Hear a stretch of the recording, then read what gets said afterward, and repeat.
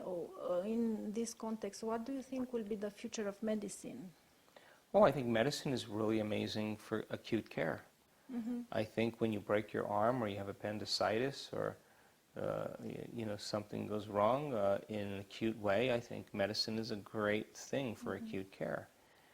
When you start moving further and further into chronic care requires a lifestyle change, which means you got to start making different choices. You got to start paying attention to your emotional states. You got to start taking care of your physical body.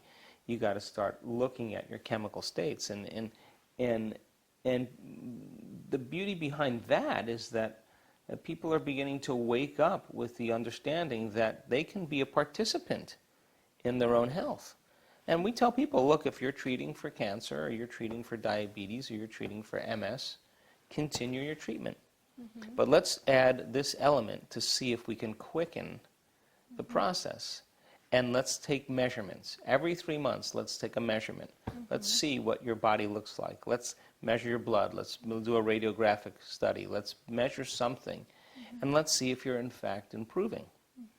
And if you're not, let's add something or change something so that you continue to move in the right direction. So I think medicine has its place, and I think there's a great thing happening in the world right now. Information is so available. You went to your doctor 30 years ago and she told you you had this condition.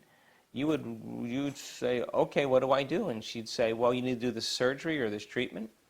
And of course, you'd sign on the dotted line and you'd get the surgery. Fast forward to today, you get a diagnosis. Everybody goes home and gets on the internet because of technology, and they research their condition.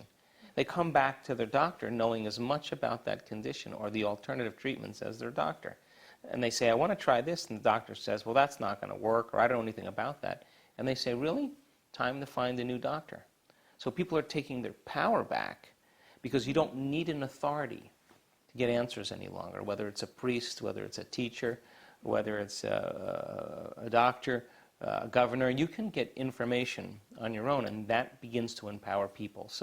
But this is a time in history where it's not enough to just know.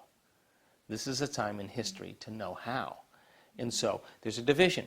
There are people clinging to the old models. That's normal. But more and more people are stepping out into this understanding because they have a greater level of awareness. And the greater level of awareness means they begin to look at more possibilities.